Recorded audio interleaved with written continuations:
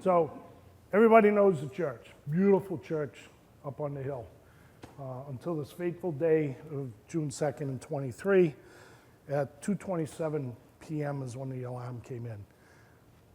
We used to go to this church all the time for fire alarms. Okay?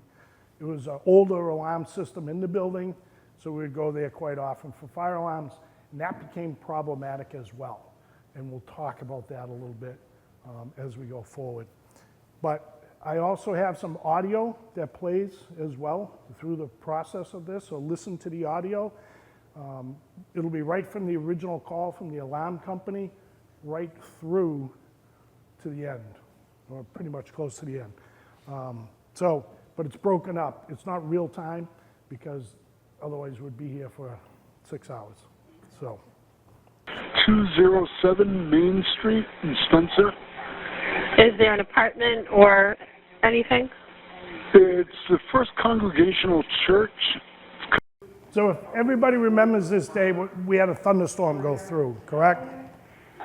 So we had 2 calls at once. The original call was on Lakeview Drive for a reported lightning strike there as well. So our fire station, we only have 2 people working all the time in the station. So those 2 people got in the first engine and they went to Lakeview Drive. And that's the first engine that you hear. Engine 2 will be en route with a crew to 16 Lakeview Drive. Fire alarm received. Engine 2 en route with 216 Lakeview Drive. So she just took the call from the alarm company. She hasn't dispatched it yet because she already dispatched the first call. Engine 2 is responding to Lakeview Drive. And now she's dispatching the fire alarm, which is not unusual during a thunderstorm to get fire alarms. Okay, so this is totally not unusual. Spencer Fire Alarm, Spencer Fire Department personnel. These are the tones for a different call. 207 Main Street, First Congregational Church. Alarm company stating that it indicates the upper foyer is on fire. Again, Spencer Fire Alarm, Spencer Fire Department personnel. 207 Main Street, First Congregational Church. Alarm company states that the indication is the upper foyer is on fire. Time of the call, 14:27. So that's what he said, the upper foyer is on fire. It wasn't on fire, it was just that's where the alarm was coming from. Okay? Very old alarm system in that building. X12 to engine 2. X12, when you get there, engine 3 is out of service at the moment. It's got a half a tank of water. Okay, right, Steve. Just continue to the first call. I'm on Route 49 now for the second call. So when she dispatches the second call, we have no one in the station. Okay, so now we're waiting for people to come back from their house or whatever to respond back in the next engine. And it's basically the other career people that are not working that day, because that's all we have during the daytime. We have no call people in town. So They wanted me to let you know. So in getting back to Glenn, I was up in Wells, Maine at my camper when these calls came in. I heard the first call, beautiful sunny day up there in Wells, okay, and then they're responding, and then I hear the second one, and I'm listening to it because I can listen to it on my phone. Doesn't sound like any big deal. Normal day, going for a fire alarm, not a big deal. Of course, that's the interior of the church. Very large sanctuary. 600 people it served at one time or another. I want to hit the next one.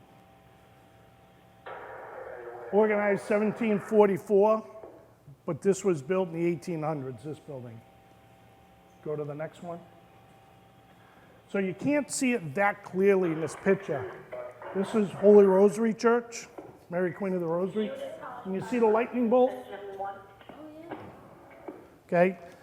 There was a woman up on Mechanic Street taking photographs during the storm, and she took a picture of this lightning strike. Fire alarm received, engine 2 reporting brush fire put out by PD. You'll be clear 16 Lakeview Drive en route to 207 Main Street. Engine 1, fire alarm. Engine 1, go ahead. We're en route 207 Main. So that's the engine of callback people, career people that have come back that are now Received, engine 1 responding to en the route. church. So there's been a number of minutes that has gone by, correct?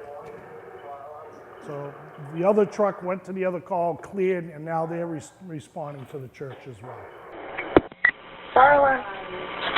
Engine 1's on scene. We have a large church. Nothing shown from the exterior. Nothing showing, okay? Nothing showing at all. Received engine 1 on scene, large church, nothing shown from the outside, X12 has Do you happen to have your... So the police were already on scene. They've already gone through the building with the clerk. They haven't found anything. Nothing at all in the building. They've gone upstairs, downstairs, they haven't found anything. They meet Lieutenant Parsons, and they continue to go search. Hi, up, can you go? X13 can go ahead with that message again. And go to the next one. This is the line she was looking at. There's the church. Can you go to the next one? That's a subsequent picture she took. Okay. So that, we believe, was the lightning bolt that hit the church. That hydrant. Don't need to lay a line, just stand by just in case. Please, Steve, we got engine 1 standing by the hydrant. Engine 2 is in front.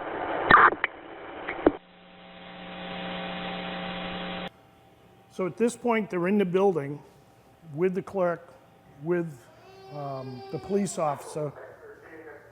They can't find anything. They haven't been able to find anything. At this point, well, This is before this. So we'll get to this in a moment. On the Alpha side? Alpha side, right below the clock. Did you hear that? There was a light puff of smoke right below the clock on the Alpha side. So now they've gone, she ran and got the key to go up into the steeple. 2, engine 3 en route. Engine 3 to command. Received engine 3 en route. Command's answering engine 3, go ahead. So this is the terrace on Main Street, right? In front of the church. We've always said, if we ever have a fire here, we do not want to be parked here. Because now we're in the collapse zone of the church. But we went for a fire alarm activation, right? Where we park. Lesson learned, right? We don't want to park right in front. So that's engine 2. Engine 1 is on the other side. This is engine 3 up on the side street. Stand by. Command engine 3. Engine 3. Park on North Street and bring your manpower to the front. So they're still waiting for the key to get upstairs, to get up into that steeple. Has anybody ever been up in a steeple besides Glenn? I don't remember being a lock on that door. So there was a lock on the door. So in the steps are this far apart. They're not a normal staircase. It's very narrow and stuff. Very, very tough. All right, I need you to pull 2.5, then pull 1 3/4. We have an active fire up here. So they're at the top of the stairs, and they can see a fire in the back of the church, in that attic space. Not in the steeple, in the back of the church. He just called for what we call a feeder line into the building, our high-rise pack, and where we can put a gate off to get up into the attic space. Do you tag the hydrant, and do you want me to have them file a working fire assignment? We can get Lester's ladder down here. Lay into engine 2. Gonna assist with that hand line. So at this point, Lieutenant Palmer, who was on engine 2, got in a police cruiser and drove back to the fire station to get our ladder truck, because we had no help. We had 5 people. That's it. Command, fire alarm.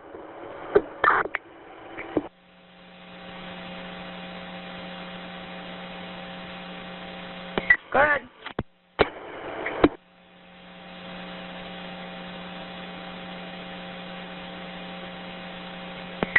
Go ahead, command.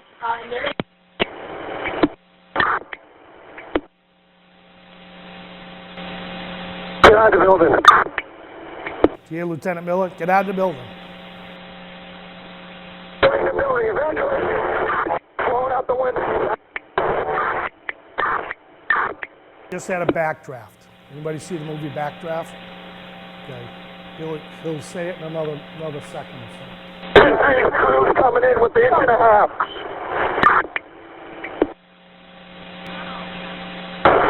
Engine 12. Command's answering. You just had a backdraft or something. You got fire all the way up through the stair, and I saw flames all the way across the roof line that have dissipated at the moment. So that the flames blew out all the eaves and up through the steeple and then sucked back in. So it had a backdraft. So what we think happened is when they opened the door to the steeple, it brought oxygen in, and off it went. On duty, Spencer, fire personnel. Stand by for a working fire call. You can hear the voices get elevated. You know it's bad. So Lieutenant Parsons and firefighter Donahue were in the attic space when this occurred. He talked, when I saw him, he said it looked just like this, nice and clear. They could see the fire. Firefighter Donahue went down the stairs to try and help him with the hand line, and it went black, instant black.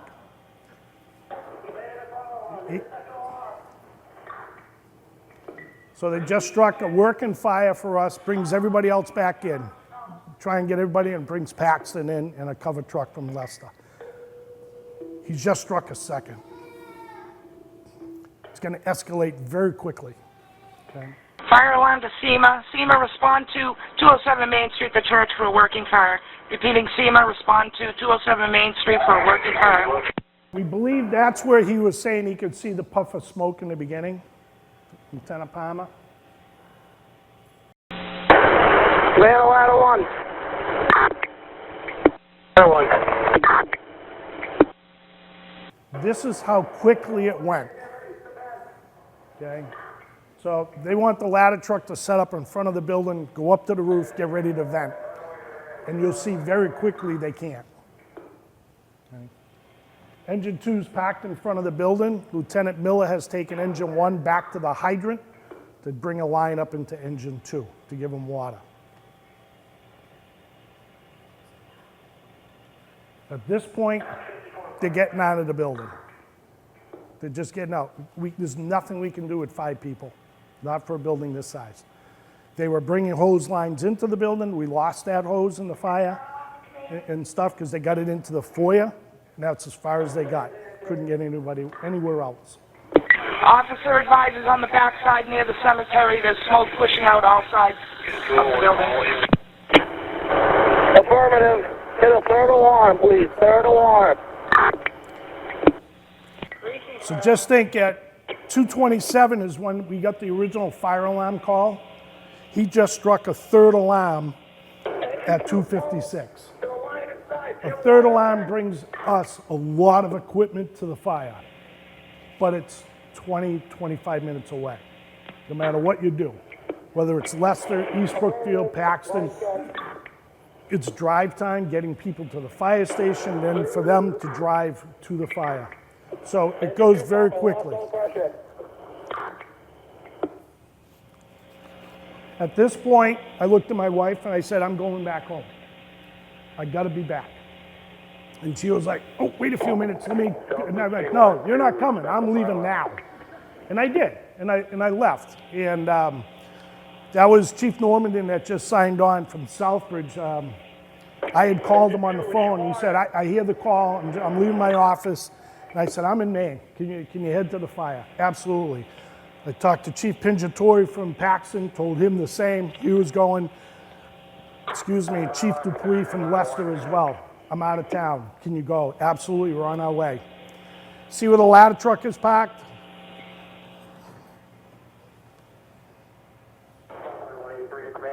And what did I say earlier? Where do we not want to park? Right in front. Okay. It makes the most sense because it's the closest to the building, but it puts us in the collapse zone. So when you think of collapse zone for us, it's 1.5 times the height of the building that we have to get away. Look at the steeple. So we're supposed to be 1.5 times away from that distance, so it's not going to land on a fire truck. That steeple, if it went this way, was going to hit houses on the other side. My ladder's en route with a crew of 4. Receive Paxton, you're en route, crew 4. So our ladder did go up. One firefighter in the bucket, one at the turntable, that was it. That's all we had. And it's like, where do you vent? You know, huge church. We got smoke pouring out of the steeple, smoke pouring out of the eaves all around. It's pouring out of the back.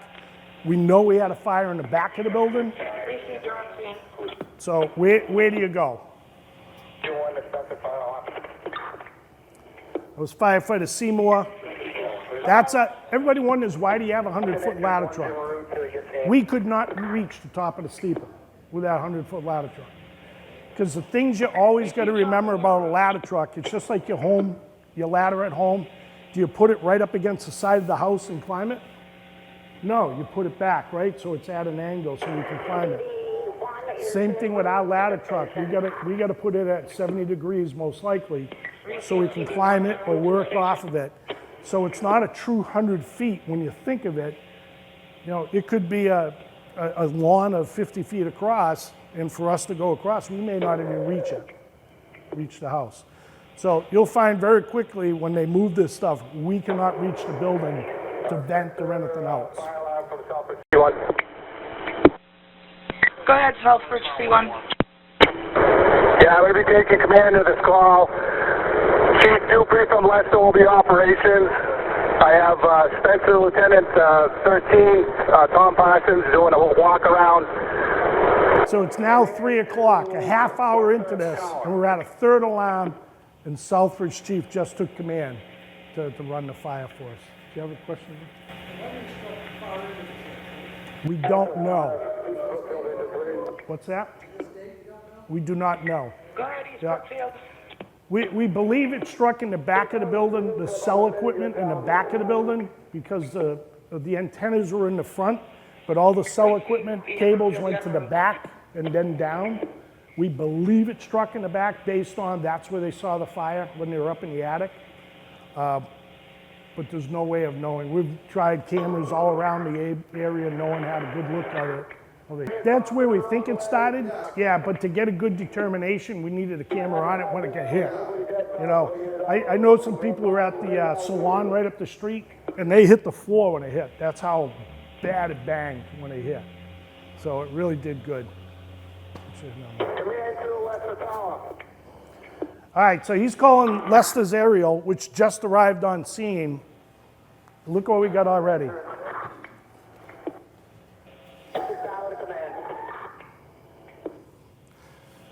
So a number of things that we had going against us. One was lack of manpower, not enough people to do everything, right? A single family home, according to NFPA, to do all the jobs that you got to do, you're supposed to have 17 people on the fire ground. Single family home. We had 5 people at this. Okay?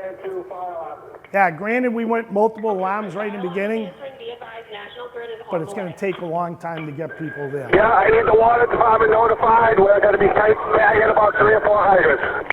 So the other thing that was really against us, building built in the 1800s.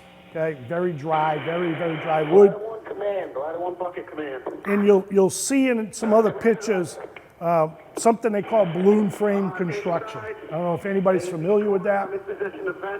So any old building built in the 1800s, instead of it built like today where they build platforms, okay, they built the outer walls first from attic to basement, okay? Everything's wide open, and then they build the rooms above it.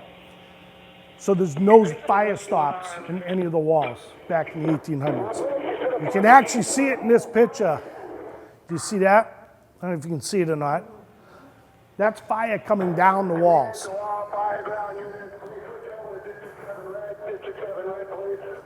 So that's the fire coming down the walls. They're trying to get it with the aerial up there. Right now, this building's gone. We're not going to stop it. There's just no way we can stop it. It's being well involved. So, and this is only half hour into the fire. Is what we're looking at. So they're tagging a lot of fire hydrants around there. A really great thing about our community is we have an awesome police department. And a lot of the police officers were former firefighters. So I know this fire personally and other fires, they grabbed all the hydrants for us. They made the hydrants for us, got the water going to the engines and stuff, because they knew we didn't have the people. Every time we pull somebody away to go to a hydrant, that's the left person on the fire ground. So they did a great job on tagging all the hydrants, helping everybody else with us. Command to North Brookville ladder. Yeah, command, this is back to ladder one. Back to ladder, know if you're in front of North Brookville or not, but if you give me a minute or so, I'll put you in front of the building. I had heard, and I don't know the truth of this, maybe Glenn could know, we had heard that they had taken some of the lightning rods down to do work on the roof and stuff, and some of them were not reinstalled. I don't know if that's the truth or not, but that's what we heard afterwards. This is God's way of saying you need a new church. I mean, but I mean, lightning is one of those things that it's gonna, when it hits you, it hits you. You know, how's that park ranger had been hit 7 times in his life, right?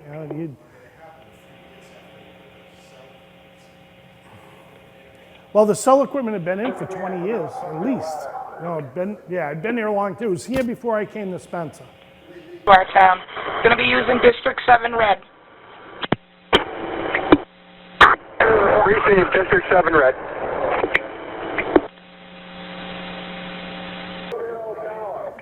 That's why, if there were wood. Even if you had 5 times more staff and 5 times more water, probably. This was going to burn to the ground. No way. Go ahead, Denise. So as you see, we're still packed in front. Okay, bad. Receive Charles So- Engine 1, you're on scene using District 7 red. Everybody said to me, what would you have done differently if you were there? I said the only thing differently would have been, I probably would have been in the building with them, going up into the attic, because we had nothing. They had nothing in the building. And I probably would have been dressed like this. They at least had all their turnout gear on, their SCBA with them, they had tools. I probably would have went in with nothing, because you get complacent when you're going to fire alarms all the time. And there was just a great article recently of being dressed all the time, and they went to a home with a fire alarm, and they actually had to pull someone else, and they saved them. This was just this past week, and I know I shared it to all my guys, but I would have been complacent because we go there all the time. So I probably would have been in there, and I would have been upstairs, and I would have been running down the stairs, probably trip, break my ankle, have to get dragged out, whatever. So, but I would have been parked right up there too, because you get complacent. You go there all the time for a fire alarm, and there's nothing ever there, and you end up doing. if they responded and it looked like that, they would have been out on Main Street. But because there was nothing showing originally, that's where they parked.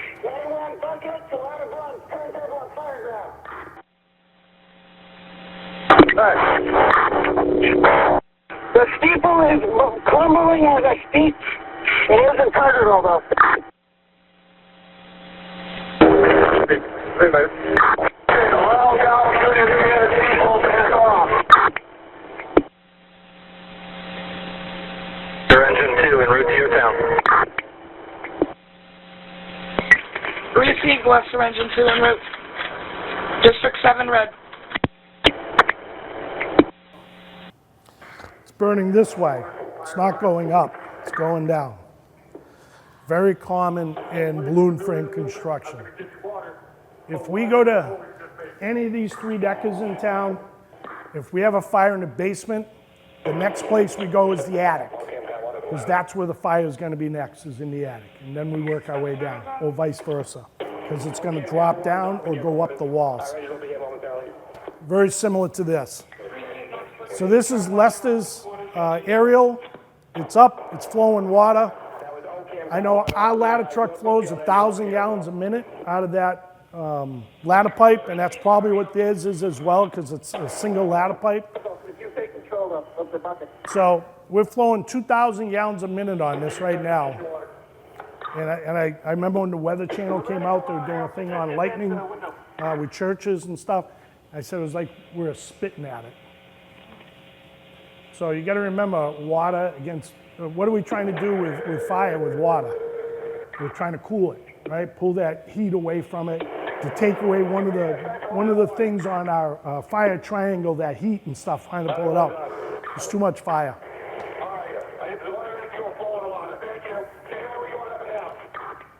Go ahead, Denise. So we're still up on the terrace. Okay, near flowing water. The yellow truck is our rescue. They said the steeple's crumbling. Yeah, they said the steeple's crumbling. I don't know what he was really looking at. I don't know, it might have just been embers and stuff falling, because the steeple stayed up for quite a bit.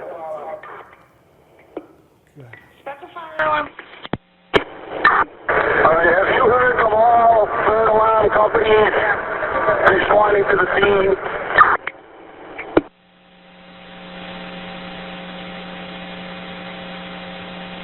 Nope, it's the I believe I have, sir. They should be all en route or on scene. Okay, received.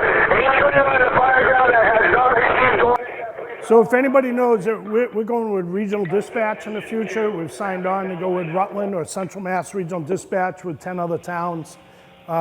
This is one of the reasons why. We had one dispatcher on, because that's all we have, and we only had one console.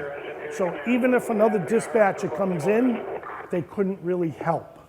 So one of the senior dispatchers came in and was answering phones for her and stuff, but all the radio traffic, all the calling for mutual aid, that's on this one person. And they've already, they said, we need the water department, we need this, call Leicester, they're calling Southbridge, they're calling the Brookfields, Paxton, Rutland. They're calling all these other towns with one dispatcher. That's one of the reasons why we want to go regional dispatch. It's Lester Engine 2 looking for, For something like this, they're probably going to have 5 fire dispatchers working. Just fire. And that's all they're going to deal with is this one incident. All right, Lester, Engine 2, you're going to be going up Lip Street to find your chief. He's going to guide you in and out Oak Street. He's going to be laying line. Charles Engine will be there with you also. Parking right around pump. They got active fire blowing out the rear. Biscuit Charlie corner on the roof, the lower roof. So we're starting to stack up engines in the street because there's no place to put them. But they're grabbing different hydrants. Truck ran over a hose, get wrapped up. It happens. I think that was North Brookfield that did that, if I remember correctly. They were going up North Street and they grabbed it. So they're starting to stack up because we need people, we need water. and we need to get some other things going. So one of the things that we've looking at the after action report that we probably should have done is we have what we call deck guns on top of the engines.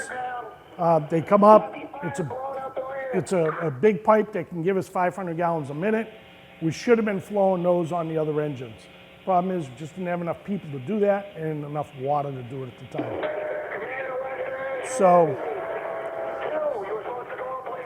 So Chief Norman is doing a good job trying to get everybody going here. We're still packed in front of the building, but if you look, what's happening right now, what's Lester's aerial doing? Watering the fire truck? No, it's coming down, okay? Because at this point, we realize we've got to move trucks. It's gone. The building's gone. So at this point, I'm on my way back from Maine,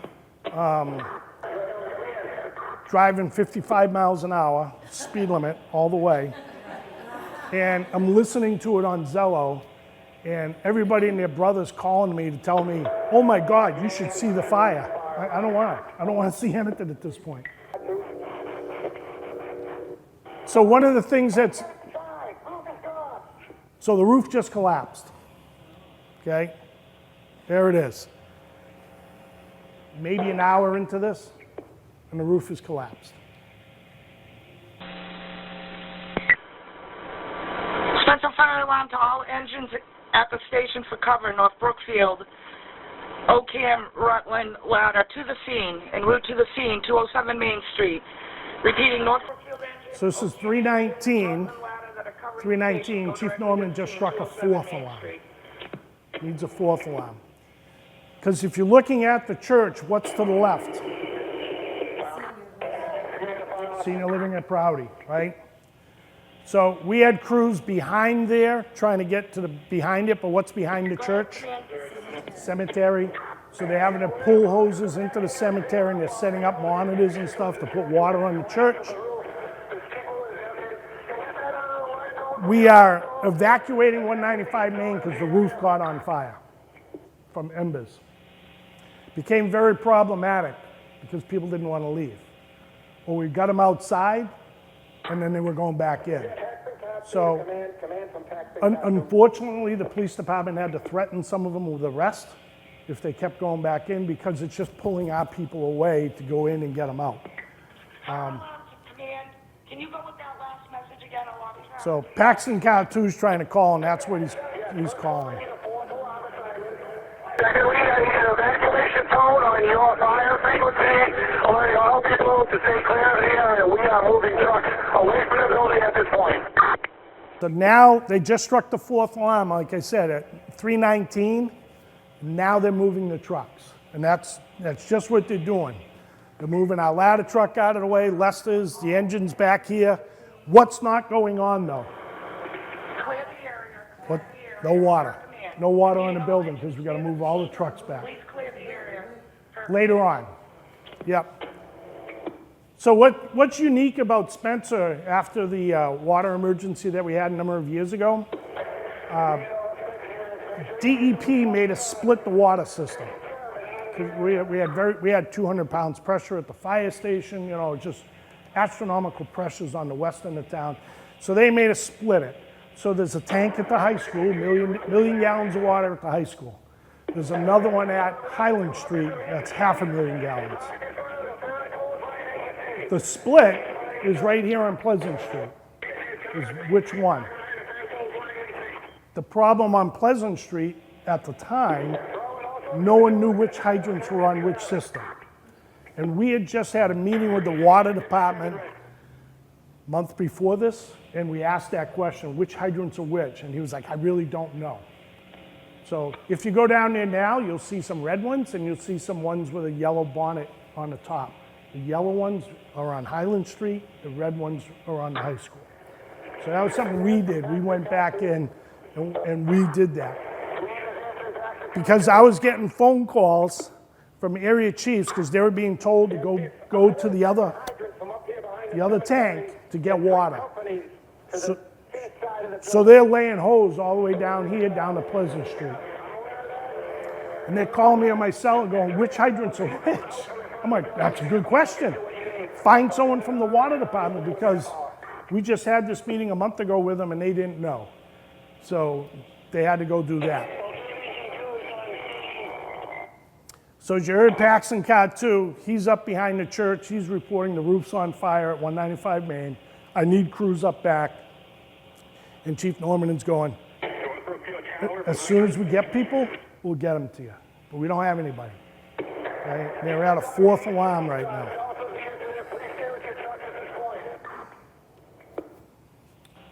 So that's Chief Norman's car right there. Lester's aerial has moved.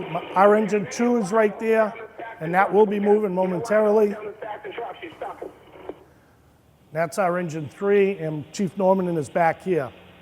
When I talked to him later, he said, I thought when you got here, I was going to have to tell you you need a ladder and 2 engines, and Lester needs it. I thought we were going to lose it all.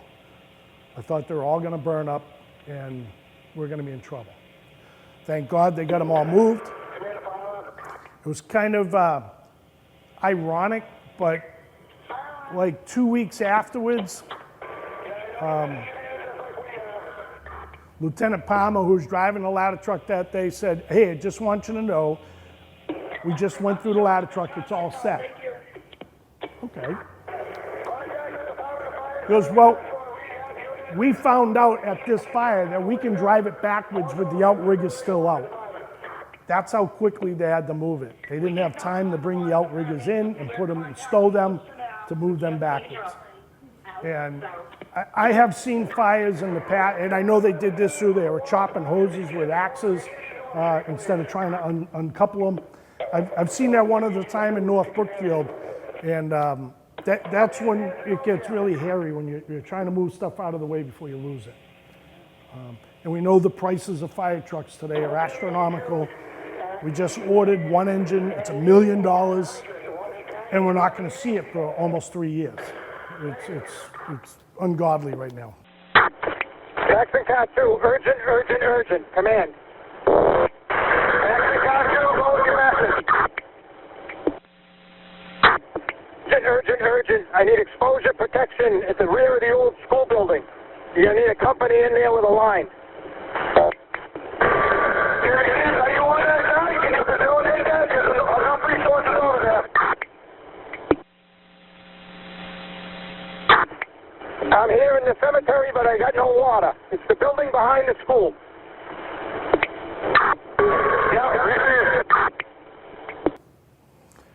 And I know when I say yup, received, that means I got no help.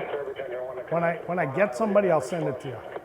But at this point, the roof of the building was on fire. So all our ladder trucks we had, ours, Lester's, North Brookfield's, Rutland's, and Paxton's, all tied up around the building. We didn't have any others available to go to the school, to get up onto the roof.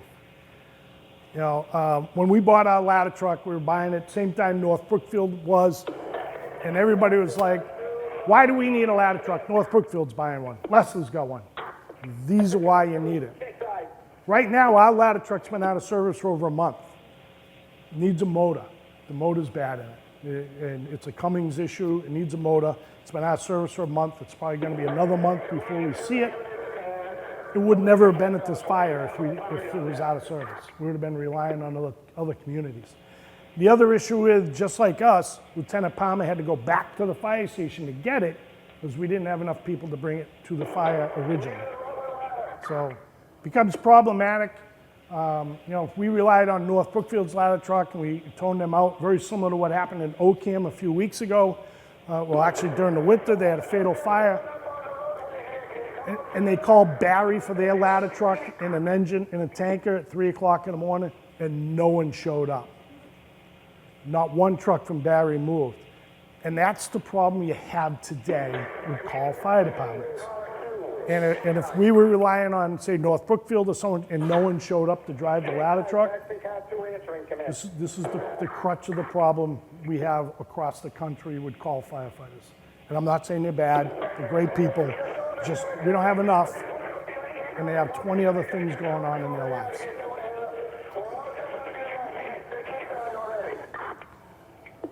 This is North Brookfield's aerial right here. Look at that. That's a 75-foot aerial. Can't even get up to the roof.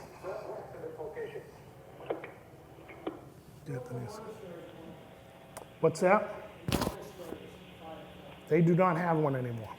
Yes. So at this fire here, it was our engine 4. That's what we had up there.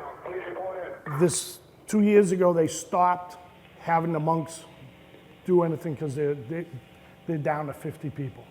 So they said they were not going to have them train anymore in the engine. We were training them. We actually just sold that engine, and it went out to Missouri to a small fire department. What's that? Yes.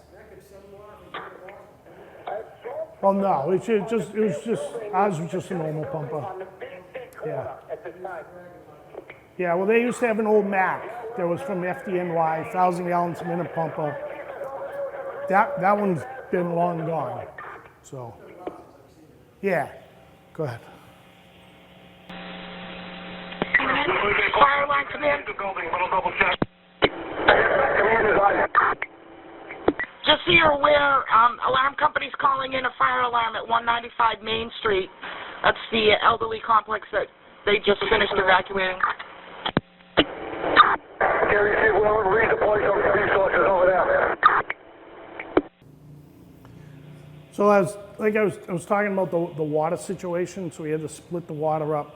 The water department showed up on scene, and they were like, "You're using all the water in town. People aren't going to be able to flush their toilets and things of that nature if we continue the rate we're going." That's when we had to make the decision to come off the hydrant system and go to Muzzy Pond down off of Maple Street.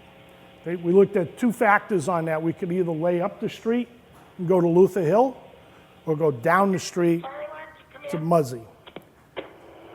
Either way was a distance. This we were going all the way uphill. This way here, they were going to have to pump uphill, but it wasn't as up here, you'd have to pump up and then down. Became very problematic for us. So Spencer has go ahead. Spencer's got a unique situation right here in the center of town. What does everybody use as a cut through to avoid Main Street? We have a Spencer ambulance here. Seriously, I use it all day long, right? I avoid Main Street like the plague because it backs way up, especially at 4 o'clock. So at this point, they got Route 9 completely closed down at Maple Street and at Spring Street, I think. And they're bringing people around. Works great.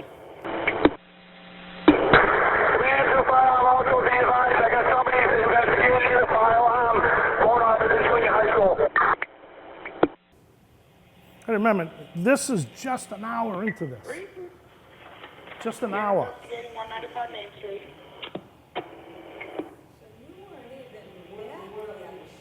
Takes me 2 hours to get back from Maine. Yep. And when I was coming back, I ran into the same storms that were here. So that slowed everybody down, and we're running into hail, thunder, lightning all the way back. And Mima's calling me, the town administrator's calling me. I'm trying to call Paul. He's not answering. I'm like, what's going on? So we're going back and forth trying to find out what's going on. And of course, Mima's like, what do you need for resources? I'm like, I have no idea. I'm in Lawrence. I'm on my way back. So what was really nice about the community, they came together, they donated a lot of water, a lot of food. Became problematic though. We didn't know what was coming, who was bringing what, and we were overwhelmed with 100 pizzas. We had Chinese food, we had McDonald's food, we had a multitude of food that we just couldn't eat. We didn't have enough people to go around. Home Street, there's a hydrant right in front of the senior housing, I believe it is here, so we have smoke from the roof.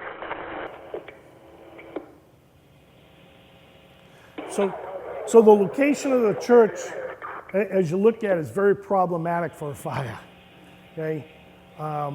So the building code today requires, on a commercial structure like this, you're supposed to have access all around the building.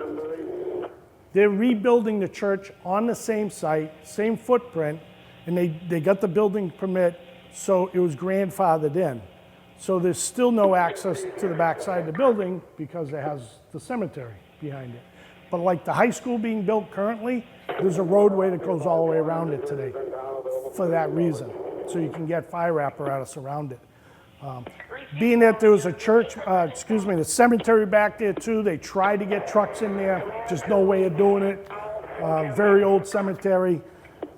They did have a lot of hand lines and stuff in there with monitors that they were trying to use on the back side of the building. Really wasn't a lot they could do. See what's next. So this picture here, this is the one, correct, Tom? This was on Firehouse Magazine. It's a national publication for firefighters out there that we all get and everything else. That was on the front cover. That's firefighter Dupuy from Leicester with the church behind it. That got a lot of awards right there, that one photo, unfortunately. So, but as you can see, 1,000 gallons a minute, and they're doing nothing.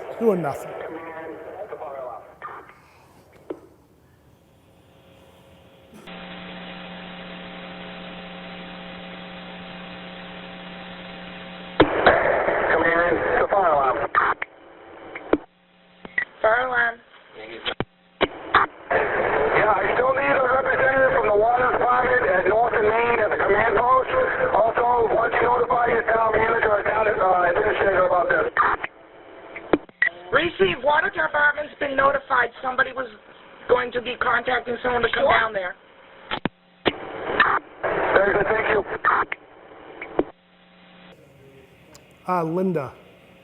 Linda was. Yeah, she did a fantastic job. Holly came in as well. So I had just called her and I said, is engine 4 there? And they're like, no, it's not. I said, tone out the Abbey to respond. The problem with the Abbey at the time, because they were being told they can't really go, no one had their pages, no one had anything. So it took a long time for them to actually respond. So, but it's a pumper with a lot of 4-inch hose on it.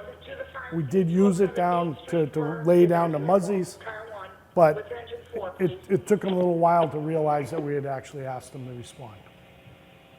It's too bad. It used to be a great resource for us years ago, but because they don't have the people anymore as well, they didn't have the people to continue on doing the firefighting.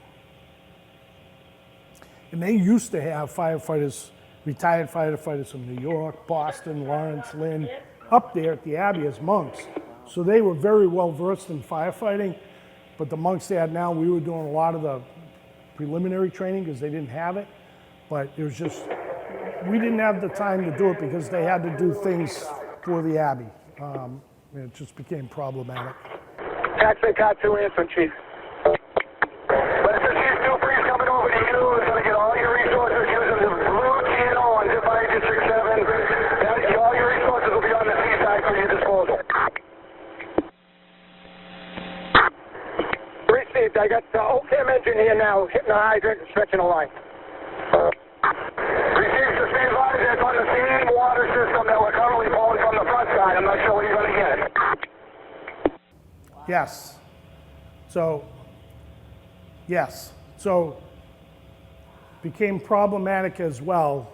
We talked about that, 1.5 times away for collapse zone. Paxton's aerial.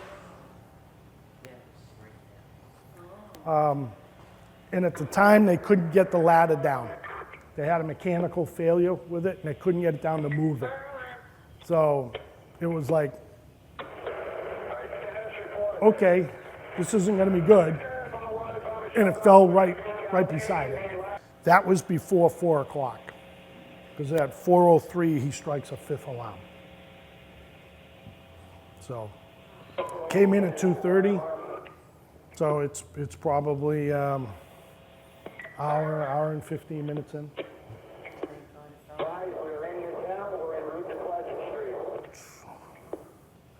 So this was an iconic picture. This is Chief Normandin. And afterwards I said to him, that was a pretty cool picture. And he goes, yeah, the steeple that just came down. And he goes, I'm sitting there going, what am I going to tell Bob? I said, oh, you did a great job. So when the steeple fell, it created such a heat blast that the homes across the street started to smoke. And they were worried about they were going to have exposure issues across Route 9 with homes starting to catch on fire from the heat. So you can see this is right after the steeple fell. There is nothing left of that building. And we're an hour and a half into it. So if you remember that day, it was a very hot day. Thunderstorms had just gone through.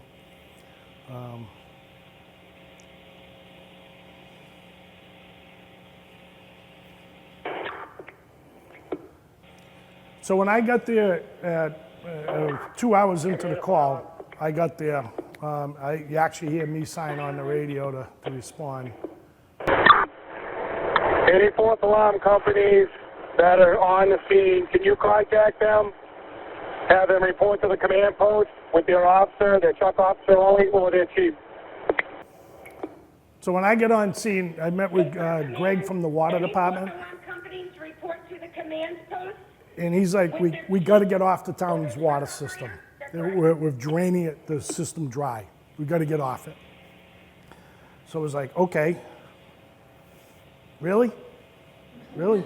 He goes, yep, we got to get off it. Okay. So that's when the decision was made that we got to move down to Muzzy Pond. Now, Muzzy Pond was built in the 1800s for fire protection in the downtown area. Okay. A lot of people may not know that, but that's what it was built for when we had mill buildings downtown. There used to be a lot of cisterns along Route 9 that were put in the 1800s as well, large tanks in the ground that we could go and draft out of for the same reason. We have used Muzzy Pond, unfortunately, many times over the years for water. So the problem with this as well is everybody that's on the scene on the fourth alarm, they're all tied up. They're all working. So we had a lot of pumpers along Route 9 that were just sitting there because. So he just struck the fifth alarm, and that's at 403. On Main Street, Okay. on the eastbound side of Route 9. So what we ended up doing was, all right, we got to get drivers or somebody into those engines, and we're going to turn them around and start laying hose down to Muzzy Pond. Everyone's going to stage Main Street and the westbound lane on the side of the Route 9. So what did we talk about with Cherry Street, right? Beautiful, nice bypass we have.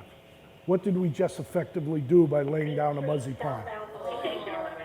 We blocked it, right? We blocked it with hose.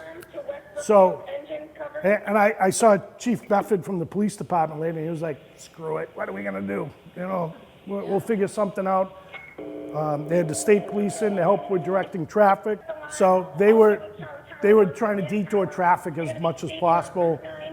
Down Clark Street to Ash Street, back up to Cherry Street. We had tractor trailers showing up. They couldn't go. They had to park on Main Street. So it became problematic. Does anybody know what else was happening on June 2nd around 6 o'clock that night? You were trying to come home. Was it graduation? There you go. So we had the high school graduation that night as well. I mean, we were supposed to have a detail. The cops were supposed to do a detail up there, and we're all tied up there. And people are coming up Route 9, and they're coming up side roads and everything else because they're family. And they go, I got to get to the high school. I think you can't come up Route 9. That's why it's closed. You know, and they're like, but I only know Route 9. I get it. My wife would be in the same boat. She wouldn't be able to circle around because she knows this is the way I go. And don't tell her I said that. So she'll never see it. So that was becoming problematic. We were having people coming up Ash Street and stuff, and they're like, what are you doing? How'd you get up here? Oh, I went around this one and this one, went over your hose, and it's like, oh, great. So because of graduation, that became problematic as well. We had a lot more cars there and everything else coming down the road. You guys are in line if you want to come down.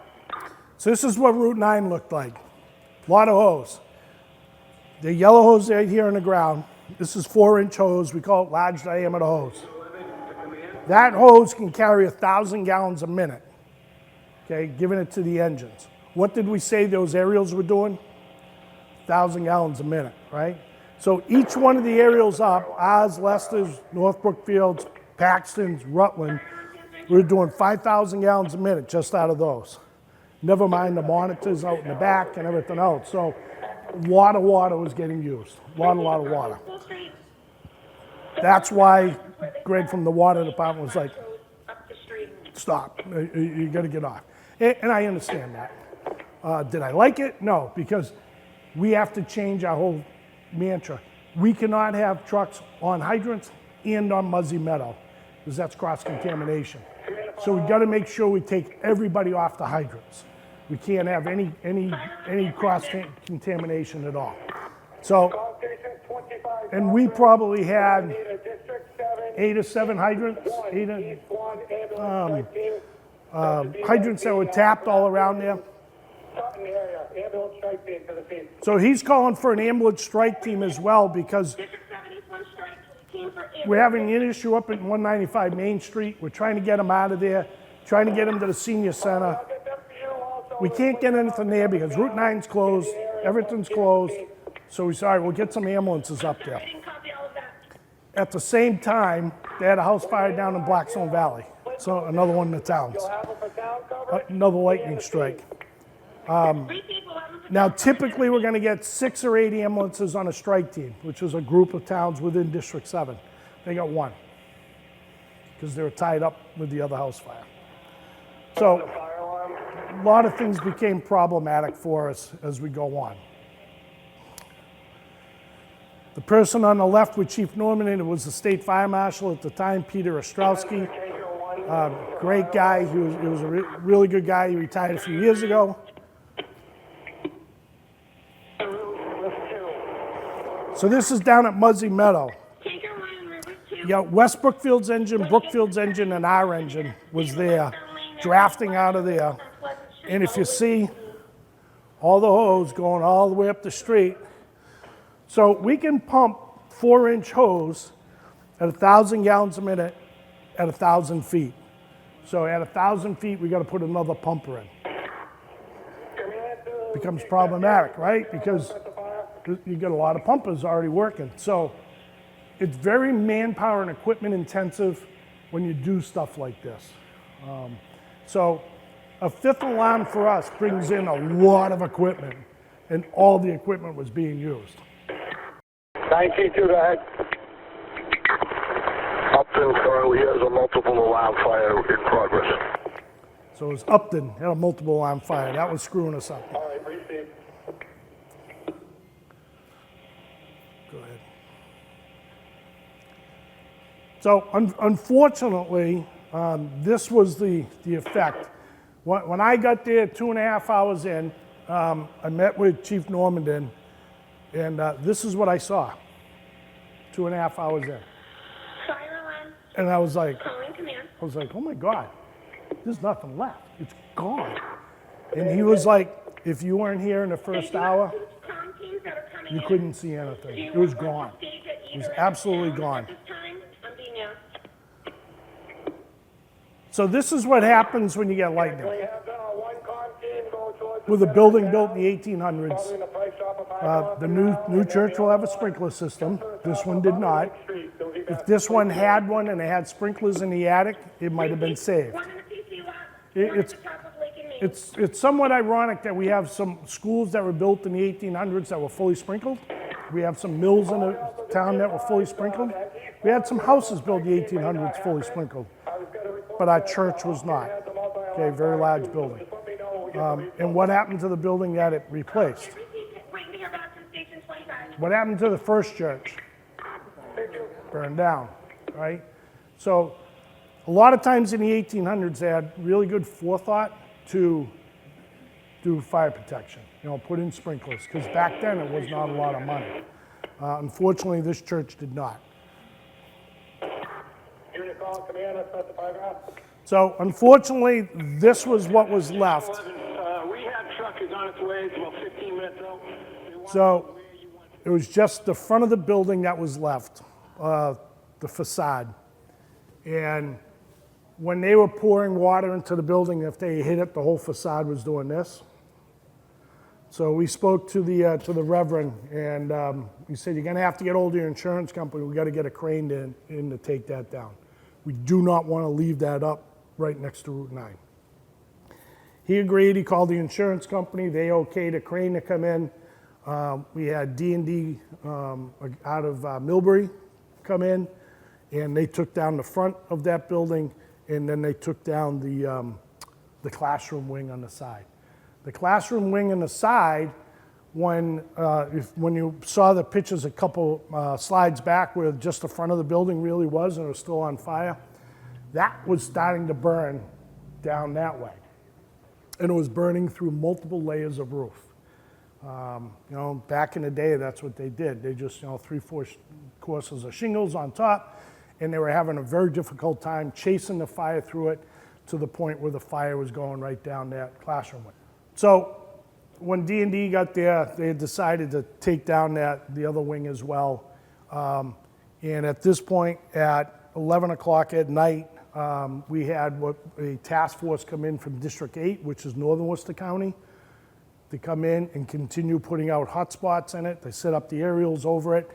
The State Fire Marshal's office had a drone that flew above it, and they could tell you where the hotspots were, which was really cool. The police department just got one.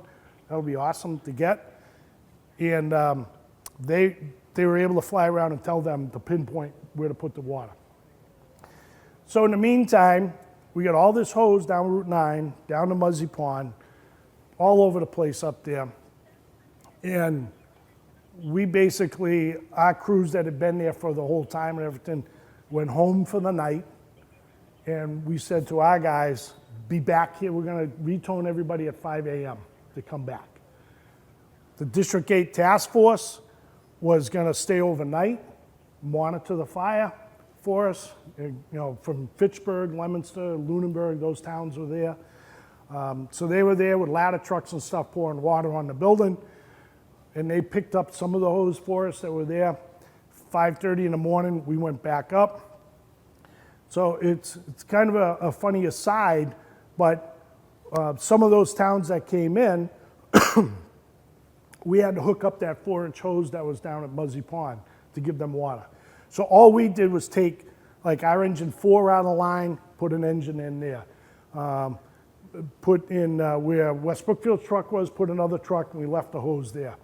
The towns that were there, some of it was our hose we just left on the street, but I can remember New Braintree had laid their bed out, and they had no hose. And they're like, oh, we got to take it back, we got to take it back. And I was like, really, New Braintree? When are you going to have a fire? Just leave it here, we'll get it to you tomorrow. And like, all right, we called our chief, he said, that's fine, blah, blah, blah. What did New Braintree have that night? They had a fire. Yeah. So, lesson learned. We picked up the hose. So the next morning we went back, picked all the hose up in the street, repacked all our trucks, got all the hose back from the mutual aid companies. The highway department came up with a sweeper because we had tons of debris on Route 9, nails, everything else from the structure itself and all the water washing it down the road. And we pulled that all out. So some of the lessons learned that we have. Any questions so far as I'm rambling on through this presentation? So very quickly afterwards, June 28th, we did an after-action report up at the town hall. We invited all the towns that were involved in it, police department, ambulance, anybody, come up. We want to talk about it. What did we do good? What did we do bad? And we looked at everything. So some of the things that we had talked about that was good was the original crew of Lieutenant Parsons and Firefighter Donahue, they were up in the attic with their full PPE on, with tools and everything when it flashed, when we had the backdraft. Because he told me he thought this was it. I'm dead. right? I'm going to burn to death in the church. So they were able to get out. But that was a real good thing. They had their full PPE on. Like I said, I probably would have been up there just like this, and shame on me, but you get complacent after a while because it came in as a fire alarm. So we had talked with Mima about the problems we had up at 195 Main Street, trying to get the people out, trying to find some type of transportation to get them over to the senior center. We couldn't do buses and stuff. So we talked about WRTA. Well, they don't have an agreement with the RTA right now, but they're working on it. So we had to put people in cars. But we had to walk them a distance because you couldn't do anything with cars in the front because of all the hoses and trucks. You couldn't do anything behind it because there was hoses all over the street. So we had to walk them down to Grove Street, get them into people's cars to get them over to Senior Center. So this was in 2023. This is 2026, 3 years later. MEMA still does not have an agreement with the WRTA. This is bone of contention. So some of the other things that we have, what we call cheat sheet alarm cards that we carry, the officers carry on their gear, and it tells us every alarm what's coming, how many engines, how many ladders and stuff. So we have an idea. It's color coded, and it's the EAT for East Brookfield, whatever. So we know. Lieutenant Parsons gave his to Chief Normandin. Chief Normandin, it's Greek to him. He doesn't use it, doesn't know what it is. So even though it's small and everything else, one of the things we reiterated to all our people, we carry a full set of alarm cards in each truck. So you should have grabbed the book, pulled it out, and it's full 8.5 by 11 sheets. Didn't think of it, right? Didn't think of it. Too much going on at once. Placement of the apparatus. We were lucky we did not lose apparatus at this fire. So one of the things when Lieutenant Miller said evacuate the building, dispatch should have done a tone over our radio frequency and said per X14 evacuate the building. They didn't know they even had that capability in their console. So I had to go show them afterwards and go over that. I can guarantee you if we have a fire today, they're not going to remember because they just haven't used it. Right? Chief Normandin had the command post right in front originally, and then he moved it up the street at Main and North Street, but it was never recognized or said over the radio where it was. So the water department had been there a couple of times, and they couldn't find the command post because they're looking for me, and they can't find me. They didn't know I wasn't there. So that had to be done a little bit better over the radio so that they have an idea of where it is. He moved everybody off of our main fireground channel to what we have for District 7. We have a red and blue channel. Red is typically for fireground, blue is for water supply. I don't like using it because no one monitors it other than the people on the fireground. So if we had, excuse me, a Mayday or something like that, firefighter got hurt, and they set it on District 7 red, unless the people on the fireground heard it, dispatch is not going to hear it, it's not recorded or anything else. So that's one of the reasons why I don't like using it as much as they do. The 2 zones of water district, we knew we had it. Water department knew we had it. It wasn't marked, so it became very problematic trying to tell them where it is. Deputy Chief Locke, when he was still on the department, he's retired. Himself and a couple of firefighters went out and did all the fire hydrants in the center of town so we could tell which ones were which. Water department has since picked that up, which is really good. Problem we had with the Massachusetts State Police, they were called to show up, direct traffic, and then we started having those people coming up Ash Street, and we're going, we have a trooper down there. Oh no, they just decided to leave. So the police department had an issue with the state police. They had to talk to the lieutenant afterwards and say, you can't just walk away. We're doing all this stuff. We talked about earlier, they should have used their deck guns or large appliances on the trucks. It's very tough to do when you only have 5 or 6 people on the scene. So one of the things that we found out afterwards as well, we knew it beforehand, but those towns from District 8, they use 5-inch hose. We use 4-inch hose in District 7. couplings don't match, right? So that becomes problematic. We have adapters because we deal with Ocam and Rutland and stuff, but not a lot of the other towns do.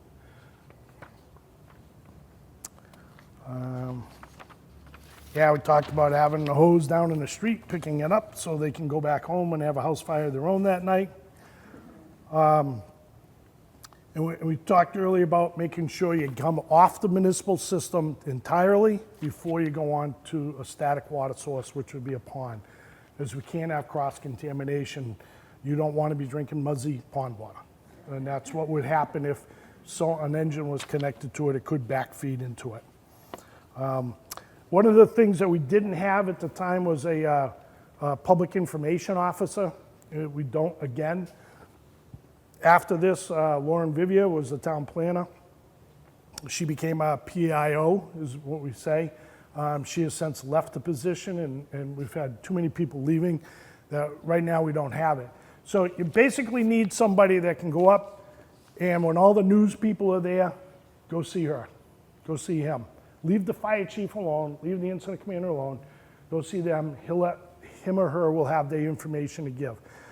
When the Uxbridge Mill fire burnt a number of years ago, I was down there, I was in charge of water supply.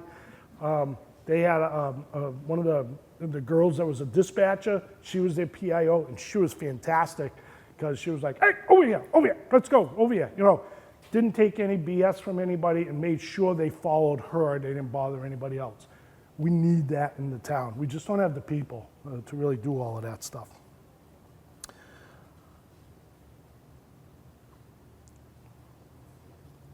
The issues at senior living at Prouty that we had, back and forth, going back in.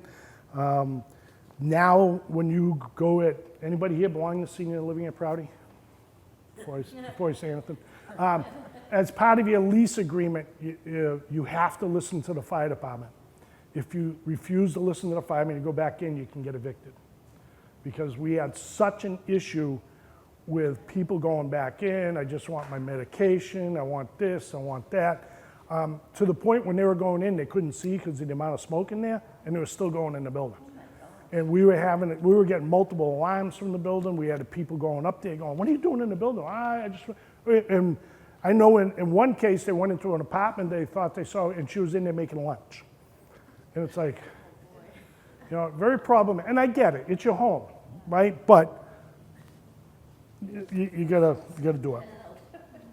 A dispatch, we talked about, only having one dispatcher on. They use a CAD system, which is computer-aided dispatch, from 1997. And it's very problematic. It crashed numerous times during this fire where they have to reboot the computer and stuff. We were trying to replace it. Now we're going to regional dispatch, so we're going to wait, and they'll come up with it. Excuse me. But it became very problematic having that. They only had one phone that was pre-programmed in dispatch to call all the other towns. One phone. So now they have two. They have a second console there now as well. So we also looked at 10 alarm run cards and reviewed them and have made the recommendation, and we have changed them already. So we have a lot more equipment coming in, because during the daytime, it's very tough. Even at nighttime today, it's very tough. If anybody saw the fire on May Street during the blizzard, we had extra people on because of the blizzard. We had 8 people in the station instead of just a normal 2.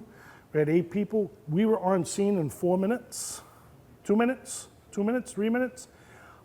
We pulled out of the station, we could see the smoke. And it was like, holy crap, you know.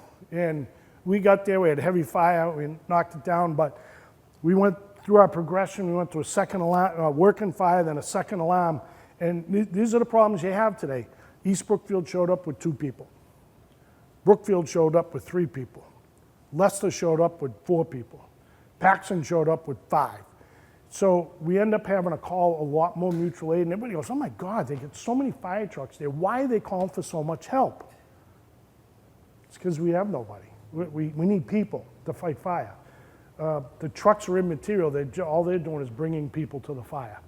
But we have a lot of equipment, but we don't have a lot of people in all the towns. Let's see what's... So unfortunately, this was D&D, tearing it down. That was one of the mutual aid ladder trucks from District 8 at the end, and that's it. So unfortunately, the fire went very quickly. As you saw the progression, an hour into it, it had basically come down. It was collapsed. And it's very sad to see. When I came up, I saw Kim Ring, used to work for the Telegram and Gazette on Main Street. And she saw me and she walked up, she gave me a big hug, and I'm looking up the street going, holy crap, it's gone, it's gone. And she was like, if you weren't here in 20, 25 minutes, you weren't seeing anything, it was coming down. It just blew my mind a little bit that a building that was there for so long, so prominent in town, that in an hour's time could be wiped off the face of the earth. And that's exactly what happened. But in hindsight, they did a great job. They kept it to that building other than the roof of the senior building next door, senior living at Prouty had a couple holes in it. So, and the houses across the street didn't burn. So, and they were really worried about those. This is what we're talking about today. It's really not a once in a career fire. It may be for some people, but unfortunately today, we're running into more and more things like this. Like, if you had asked me 10 years ago, you guys ever gonna go to Lawrence for a fire? Absolutely not. We will never go to Lawrence. And we went to Lawrence for the gas fires. You know, never in my mind would I have thought we'd go to someplace like Lawrence. We have gone, you know, to Uxbridge, to Dudley, to South Hadley. During the tornadoes, they went to Springfield. We've been to Leominster, Fitchburg, Amherst recently and stuff for that large apartment building. 25 years ago, you did not see mutual aid get called that much. It's everybody's in the same boat. We don't have enough people, don't have enough equipment, and we're calling more and more mutual aid to handle these type of fires. We were just looking at pictures today, Lieutenant Miller and I, about the Massasoit, and we're talking about how many mutual aid towns they had there. You know, they had the Brookfields, Paxton, and Leicester. That's it. But Spencer had 75 firefighters back then. You know, so it's a huge difference from what you have today. Right now we have 20. So there's a big difference from what you had back then and stuff. And they had people working in town and everything, because that was like 6 o'clock in the morning when that burnt. So you had people working in town and everything else that would go to that today we don't have. So. What's that? Prime example is your father. Absolutely. He had Brookfield. He had a job where he could drop what he's doing. Yeah, and my dad had Parsons Auto. I was on the fire department there, my brother was, and we had another mechanic. And when a fire call came in, we dropped what we were doing, we ran to the fire station, got on the apparatus and went. We were out the door in a couple minutes. You know, and then my brother got off, the other guy got off, and I was the only one. And then when my dad retired, it was no longer, we're gonna help the community. It was like, we need to make money, so you can't go, meaning me. And it's like, I get it. And this is the problem you have today. There's a lot of people that work in town that might be able to be available for this. They won't let them leave because they're so short-handed at people, because they've cut forces so much that they need the people there to do the work. And I got it. My father didn't like it, but I understood my brother's philosophy. But I don't work there anymore, so. So in Massachusetts, there's a state law that we belong to. Actually, just about every town in the state has it. It's Chapter 48, Section 59A. It's the mutual aid law. And it's been around since the 1950s. In the 1950s, they had very large brush fires in Plymouth that burnt a lot of milestone state forests and stuff. And that's where this came about. The task forces and all the mutual aid equipment came about. So with that law, we can go to any town in the Commonwealth, mutual aid, under that law. We take care of all our people, we take care of our equipment, and vice versa. So, like during the water emergency, we had towns from as far as Amherst, that way, as far as Foxborough this way, with ambulances here in town. You know, they were there on their own time, their own dime, and everything else, and we were calling them to come help us. Same deal, if we went to Foxborough, we went to Martha's Vineyard or something bizarre like that, it would be on our dime. That's the way the law is written. We cannot go out of state at all unless we have a specific mutual aid agreement with those communities, or it's been declared a disaster and the governors have to get involved, and then they allow you to go over the line. So towns like Southbridge or Sturbridge that border Connecticut, they have to have specific mutual aid agreements to go into those communities to be covered under the law. We ran into an issue a couple years ago. We got called by Wales for a large brush fire in, can't remember the name of the reservation that they have over there, but it's a large state forest over there, and we were in there fighting a brush fire, and we came to a point where there was a marker out in the woods, Massachusetts, Connecticut. And it's like, holy crap, we can't go into Connecticut. Because if a guy gets hurt, we're screwed. Because we're not covered under the law outside of Massachusetts, because we don't have a mutual aid agreement with that community. So it becomes problematic. So down in Killingly, Connecticut, recently they had an industrial accident where they called our District 7 Task Force Tech Rescue Team to go down and assist. They had to get special permission from the governor's office to go over the line. So it's kind of weird that you can't do that, but it's the law. It's because Connecticut laws are different than Massachusetts laws, liability, we have 111F here, they don't have it there if you get hurt. So there's a lot that's got to go on to it. Like I said, I've done this presentation a number of times. Having the audio is really good because you get to hear what everybody's saying and thinking at the time. And as a person standing on the street watching it, you don't get to hear that much unless you hear it over the radios, but you're probably not paying attention to it. We're here, you're listening to it, it's right in front of your face.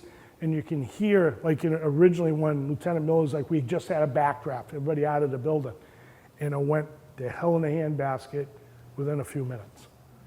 So, thank you.